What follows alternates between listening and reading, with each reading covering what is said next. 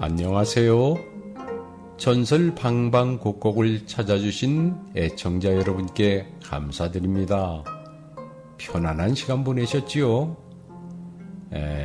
오늘 들려드릴 연료문을 태운 연료라는 이야기는 조선 후기에 접어들면서 정절을 지킨 여성의 상징인 연료문이 소재인데요. 연료문이란 조선 후기에 접어들면서 여성에게 충효여를 강요하는 대표적 제도물이었습니다. 하지만 일부 지역에서는 이 연료문이 실제로는 여성을 억압하고 가족과 마을의 체면을 위해 희생양처럼 이용되던 구조로 작용하였죠. 이 전설은 충청도의 작은 마을에서 구전되었다고 전해지며 이중적인 도덕윤리와 여성의 저항을 보여주는 야담 성격을 지니고 있습니다. 자, 그럼 만담 할배와 함께 이야기 속으로 들어가 보겠습니다. 옛날에 쪽 충청도 어느 골짜기 마을에는 봄이면 복사꽃이 흐드러지고 가을이면 단풍잎이 돌다미를 덮는 조용한 마을이 있었습니다. 이 마을 끝자락 너른 마당과 기와주붕이 우뚝하게 솟은 한 양반댁이 있었지요. 그 집에 시집온 여인이 있었으니 이름은 춘실이었습니다. 실은 양반가라고는 하나 벼슬길이 끊어진 지 오래되어 가문은 퇴락되어 갔고 자식마저 병약하다 보니 버젓한 가문의 여식을 며느리로 드릴 처지가 못 되었던 거지요. 춘실은 16이었습니다. 걷는 걸음도 얌전하고 말소리도 조심스러운 어여쁜 아가씨였지요. 그러나 그녀의 남편은 무려 10살이 많았고 이미 기침소리로 방을 가득 메우는 병약한 사내였습니다. 자식이 나이가 들어가니 자손이라도 볼 요량으로 지체는 낮으나 크게 흠잡을 곳 없는 집안을 택해 부랴부랴 매파를 넣어 혼인을 하게 된 것이었습니다.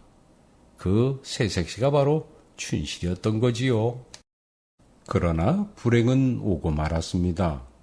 혼례가 끝나고 채 1년이 지나기 전에 남편은 세상을 떴습니다. 춘실은 망연자실했습니다. 남편에게 사랑다운 사랑 한번 제대로 받지 못한 채 허망하게 청상과부가 된 것이었지요. 그리고 더 기가 막힌 건 시부모의 말이었습니다. 상복을 벗기도 전에 시부모님의 언명이었습니다. 연료되거라. 너 하나만 정절을 지키면 이 집안은 대대손손 복을 받을 것이다. 그날 이후 춘실의 삶은 달라졌습니다. 붉던 입술은 휘어졌고 손등의 혈색은 메말랐습니다. 그녀는 웃지도 못했고 울을 수도 없었습니다. 그저 조용히 아무 일도 없었던 것처럼 살아야 했습니다. 하지만 사람들은 그녀를 곱다고 말했어요. 그 말은 마치 안타까움이 아닌 찬사처럼 들렸습니다. 마을 여인들은 모이면 속삭였습니다. 아이고, 새색시가 어찌 살아갈지 불쌍해서 어쩌나. 그래도 양반댁 체면이 있으니 수절을 해야 하니 원. 봄은 매년 돌아왔습니다. 하지만 춘실의 방에는 계절이 들지 않았지요. 문 밖에는 꽃샘 바람이 불고 담장 너머로 진달래가 피어났지만 그녀의 창은 굳게 닫혀 있었습니다. 누군가가 와서 말을 걸어도 안에서는 아무 소리도 들리지 않았습니다. 그렇게 시간은 흘렀고 그녀의 이름조차 이웃집 담 너머로는 들리지 않게 되었지요. 방 안에서 그녀가 무슨 생각을 하는지는 아무도 몰랐습니다. 한때는 자수틀을 놓고 꽃을 수놓기도 했지요. 그러나 그 실밥은 어느새 끊어졌고 틀 위에는 먼지만이 쌓여갔습니다. 마을 사람들은 그녀를 애석하게 여겼습니다. 하지만 그 애석함은 곧 경애로 바뀌었습니다. 마을 안악들이 우물가에서 이야기를 나눕니다. 그 세대 참 곱지요. 그래요. 말 한마디 없이 얌전히 사는 거 보면 진짜 연려는 저런 사람 아니겠어요? 또한 안악은 조심스레 고개를 끄덕이며 말했습니다. 에그, 예전엔 자주 웃던 얼굴이었는데 이제는 눈빛이 돌처럼 굳었더라고요. 그들의 말은 동정 같았지만 그 안엔 정해진 역할을 잘 해내는 사람에 대한 안도감도 섞여 있었지요. 춘실은 말이 없었습니다. 한 줄기 햇살이 방 안으로 스며드는 오전이면 문 뒤에 조용히 앉아 창살 너머로 세상을 바라보았습니다. 지나가는 닭의 울음소리, 아이들의 발자국 소리, 그 모든 것이 먼 세상의 일처럼 들렸습니다. 밤이면 작은 등불 앞에 앉아 핏기 없는 손등을 내려다보며 그녀는 되뇌었습니다. 나는 살아있는 걸까? 아니면 이미 죽은 삶을 살고 있는 걸까? 연료가 되어야 한다는 말, 가문을 빛내야 한다는 말. 그 말은 그녀를 칭찬하는 동시에 더 이상 선택할 수 없게 만드는 단단한 벽이었습니다. 그녀는 가끔 생각합니다. 만약 내가 평범한 집안에 시집을 갔다면 아이를 낳고 마당에서 빨래를 털며 웃을 수도 있었을 텐데. 하지만 그 모든 상상은 벽에 가로막힌 꽃처럼 피기도 전에 시들어갔습니다. 해가 바뀌고 또 바뀌어 어느덧 춘실이 혼례를 올린 지 17년이 흘렀습니다. 그동안 마을은 서서히 변해갔지요. 저작거리에는 새로 장터가 들어섰고 동구박 느티나무는 허리가 5뺨이나 굵어져 그 웅장한 그늘은 마을 사람들의 쉼터가 되어 있었지요. 하지만 춘실의 집은 달라지지 않았습니다. 기아 위엔 이끼가 얹혔고 대문은 해마다 낡아갔습니다. 그리고 그 안 닫힌 문 너머의 그녀는 여전히 침묵 속에 머물고 있었지요. 그러던 어느 날 고을 관아의 현감이 이방과 마주 앉아 있었습니다. 현감이 고개를 쏙 빼며 말했습니다. 조정에서 연려를 선정해 상서로 올리라는 교지가 내렸다는 게 참말이냐? 네, 사또. 조정에서 심사한 후에 연려를 뽑으면 연려문을 세워준다옵니다. 우리 마을에 연려문이 세워진다면 그건 고을의 자랑이자 흥복이 아니더냐? 사또는 턱수염을 쓰며 말을 이었습니다. 헌데 고을에 추천할 만한 마땅한 여인이 있는지 모르겠구나. 이 말에 이방이 무릎을 현감에게 가까이 하며 말했습니다. 있사옵니다. 17년간 수절하고 있는 청상가부가 있사옵니다, 사또. 현감이 반색하며 되물었어요. 그래? 그런 여인이 있다고? 어디 자세히 좀 고하거라.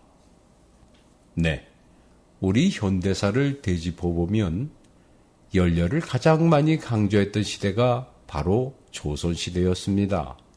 조선이 건국되고 유교를 근간으로 하는 사회에서 남편에 대한 아내의 순정과 수절이 강조되었었지요.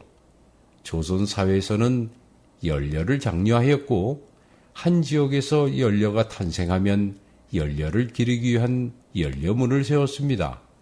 특히 임진왜란과 병자 호란을 겪으면서 조선 사회는 혼란과 무질서가 야기되었지요. 양난 이후 조선사회는 국가질서 회복과 안정추구를 중시하였는데 연료의 개념도 이때 변화되어 정절과 순종이 점차 강조되었습니다.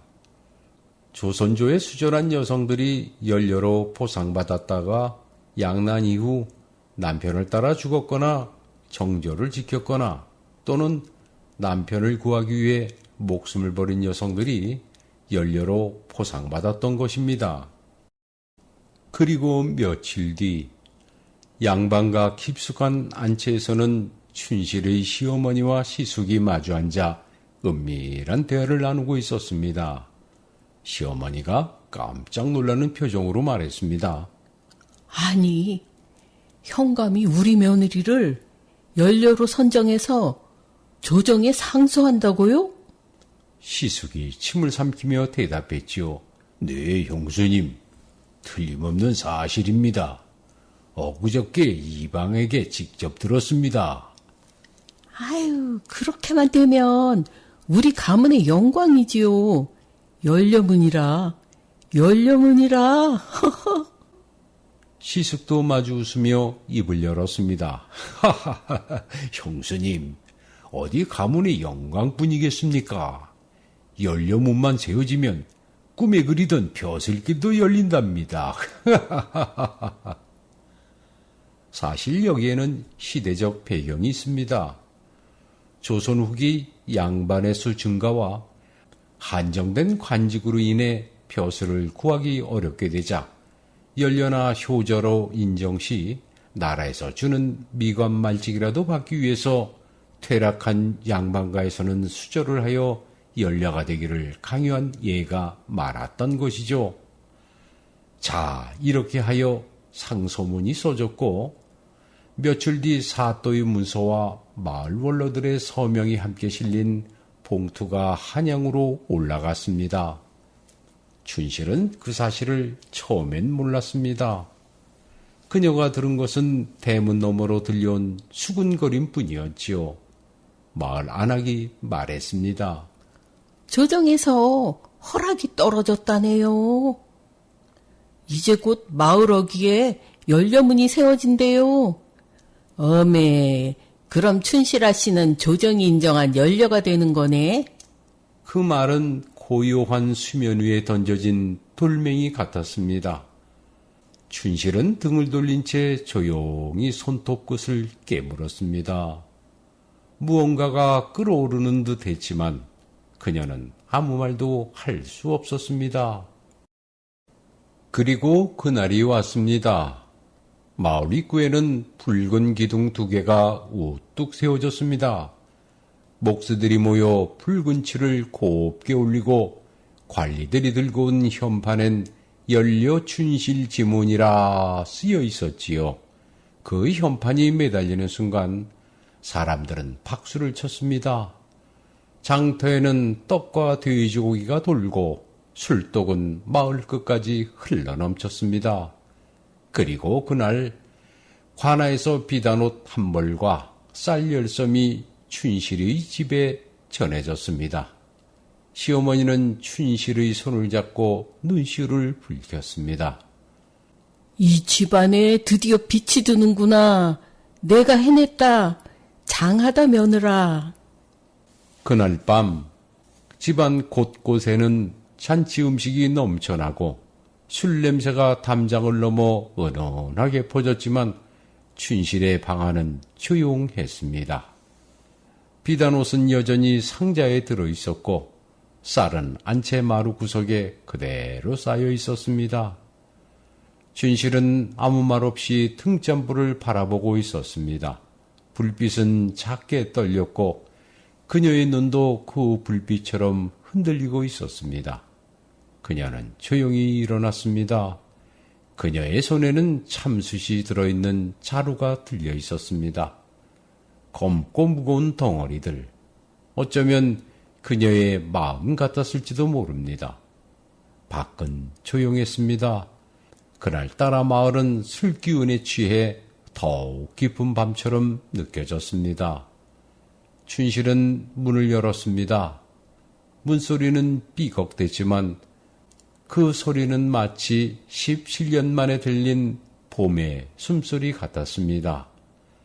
그녀의 남학신이 마당을 밟았고 기와 위로 달빛이 흐르기 시작했습니다. 그녀는 연료문 앞으로 향했습니다.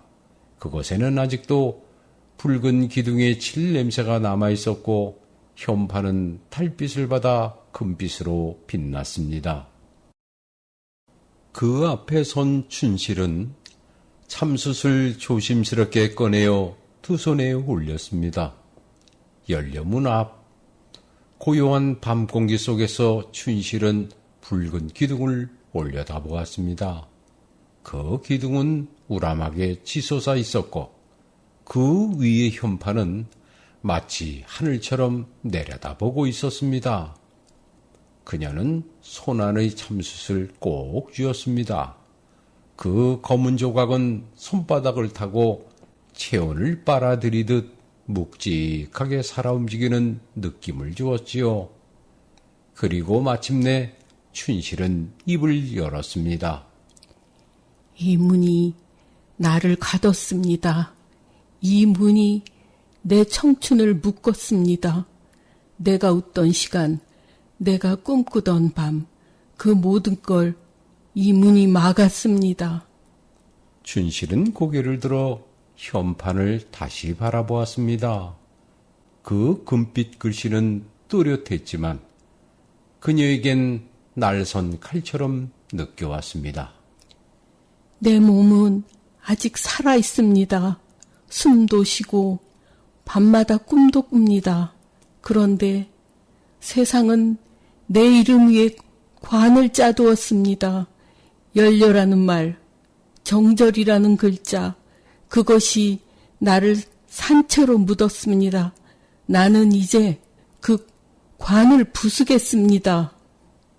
돌담을 따라가며 주워온 마른 가지 몇 개를 조심스럽게 기둥 아래에 쌓은 후에 춘실은 마침내 부싯돌을 꺼내 불을 붙였습니다.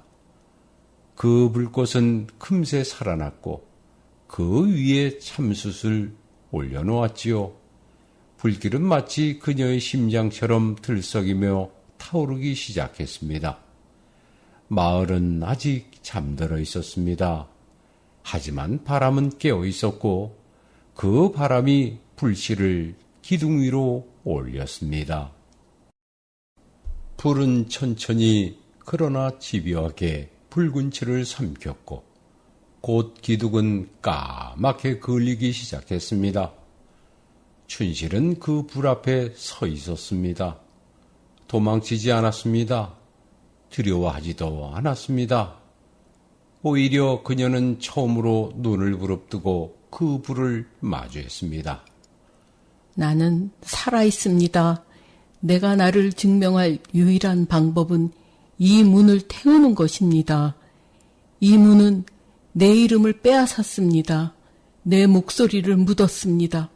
내 삶을, 내 생을, 내 봄을 모두 이 아래에 가두었습니다. 기둥은 점점 갈라졌습니다. 금빛 글씨는 검게 타오르다 결국 밤하늘로 날아갔습니다. 탁탁 터지는 소리와 함께 불꽃은 현판을 삼켰고 연료문 전체가 불기둥처럼 하늘을 향해 솟아올랐습니다. 그 장면은 마치 하나의 축제 같았습니다. 억눌린 영혼이 자신을 감싼 껍데기를 불태우고 다시 태어나는 의식 같았지요. 곧 마을 사람들이 소란을 느끼고 하나둘 밖으로 나왔습니다. 술에 취해 눈을 비비며 기둥에 붙은 불길을 본 순간 비명이 튀어나왔습니다. 어메, 연료문이 불타오르네. 누가 저런 짓을 저지른 거요? 그리고 누군가 외쳤습니다. 춘실아씨다. 아씨가 저기 서 있어. 사람들은 멈춰섰습니다. 불길 앞에 선 여인의 가녀린 모습은 두려움도 후회도 없이 우뚝 서 있었습니다. 아무도 다가가지 못했습니다. 그 장면은 너무도 낯설고 너무도 눈부셨기 때문이었습니다. 춘실은 마지막으로 불 속으로 손을 뻗었습니다. 그리고 그 안에서 자신의 이름을 조용히 불렀습니다. 춘실아, 너는 살아있단다. 그녀의 목소리는 작았지만 그 누구보다 분명하고 강했습니다. 그날 밤 그녀는 타오르는 불 속에서 스스로를 되찾았습니다. 사람들은 외쳤고 불은 하늘을 가르며 솟아올랐지만 춘실의 마음은 이상하리만치 고요했습니다. 그녀는 마침내 불길 속으로 몸을 내던졌습니다. 이 광경에 마을 사람들은 비명을 질렀습니다. 아니, 아씨가 불속으로 뛰어들었다. 아이고, 이 일을 어쩐데. 아유, 큰일 났다, 큰일 났어. 그때 불길 속에서 춘실의 한맺힌 외침이 들려왔습니다. 나는 연료가 아니요. 나는 살아있는 여자란 말이요. 그 외마디는 모여있던 마을 사람들 가슴에 날카로운 바늘처럼 꽂혔습니다. 마을 사람들은 흠칫 놀라 정지된 듯 말을 멈췄고 감히 불 속으로 다가서지 못했습니다. 물동이를 들고 불길을 향하던 장정들도 발걸음을 멈추고는 멍하니 불길 속을 바라볼 뿐이었습니다. 연료문은 마침내 한쪽으로 기울더니 무너졌습니다. 먼지가 일었고 불씨가 흩날렸습니다.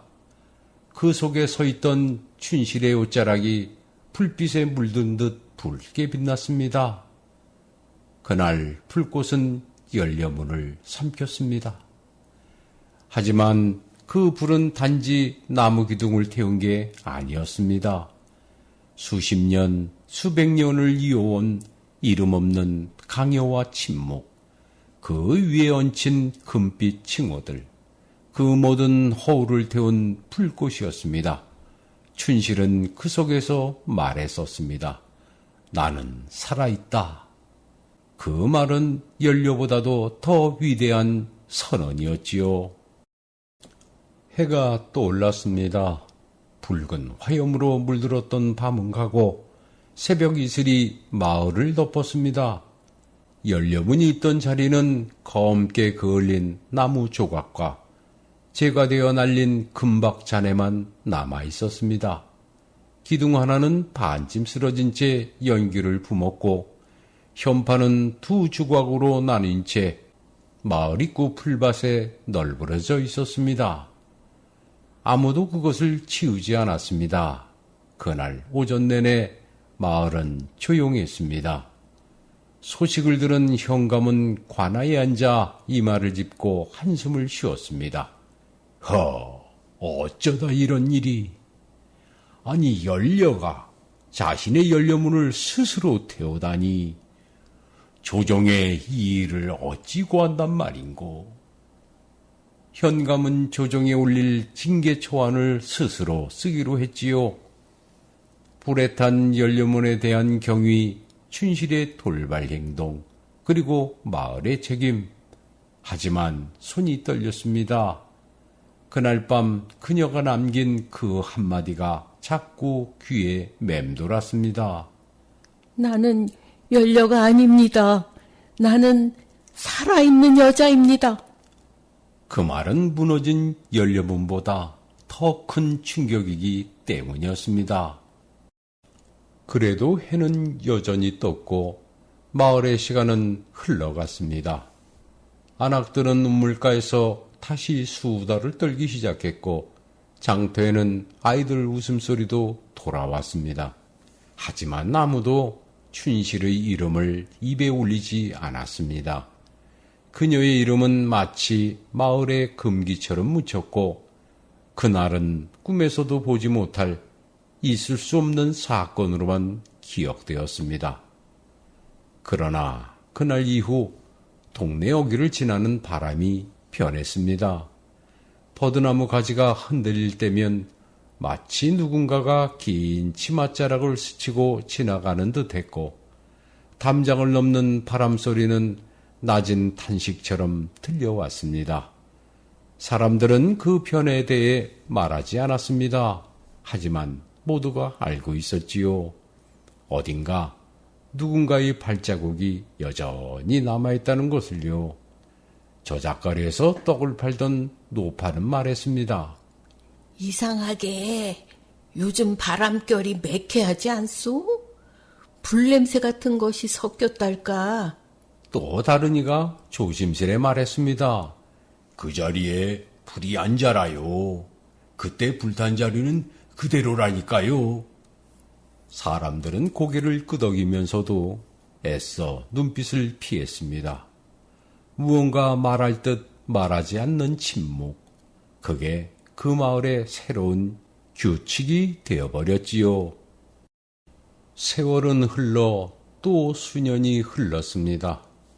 마을의 버드나무는 가지를 또 한 번 늘렸고 언덕 너머 논두렁엔 여전히 물길이 흘렀습니다. 하지만 마을 어귀 한때 연료문이 서 있던 그 자리는 아직도 텅 비어 있었습니다. 그 자리를 지나칠 때마다 사람들은 괜히 한 걸음 멈춰 서곤 했습니다. 풀 한 폭이 자라지 않는 그 모래땅은 마치 누군가의 이름을 잊지 말라는 듯 묵묵히 그 자리에 남아 있었지요. 정절과 연료문, 그것은 오랫동안 여인의 삶을 칭송하는 이름으로 쓰여왔었습니다. 하지만 춘실이 불태운 것은 기둥도 현판도 이름도 아니었지요. 그녀가 태운 것은 그 이름 아래 묻힌 자기 자신이었습니다. 가문과 체면, 마을의 눈과 조종의 인정, 그 모든 것을 위해 참는 것이 미덕이라 여겼었던 시절. 춘실은 그 미덕에 질문을 던졌던 것입니다. 정절은 누구를 위한 것인가? 그 질문은 말이 아니라 불꽃으로 남았습니다. 그 불은 열기를 퍼뜨리지 않았지만 사람들의 가슴 구석을 서서히 데웠습니다. 그리고 한 사람 또 한 사람이 조용히 생각을 바꾸기 시작했습니다. 자신이 바라보던 삶의 기준, 누가 옳고 무엇이 당연한지에 대해 말입니다. 어느 봄날 마을에 새로 시집온 안악이 예전 연료문 자리를 지나며 말했습니다. 여기 원래 뭐가 있었던 자리라지요? 그 말을 들은 노파가 대답했습니다. 연료문이었지. 근데 어떤 안악이 그걸 태워버렸다지 뭐야. 새댁은 눈을 동그랗게 떴습니다. 정말요? 왜요? 노파는 쓸쓸히 연료문 털을 바라보다 담배를 깊게 빨고는 한숨처럼 연기를 내뿜으며 말했습니다. 내가 과부로 오래 살아보니 그럴만도 했겠다 싶구먼. 바람은 오늘도 마을을 지납니다. 담장을 흔들고 기와 위를 쓰다듬고 연료문이 있었던 그 자리를 스쳐갑니다. 그곳에는 아무것도 없습니다. 하지만 어쩐지 바람이 지날 때마다 한 여인의 숨결이 들리는 것 같습니다. 그녀의 말소리는 들리지 않지만 말보다도 강한 불꽃 하나로 자신을 증명한 사람이었습니다. 그녀의 이름은 춘실이었습니다.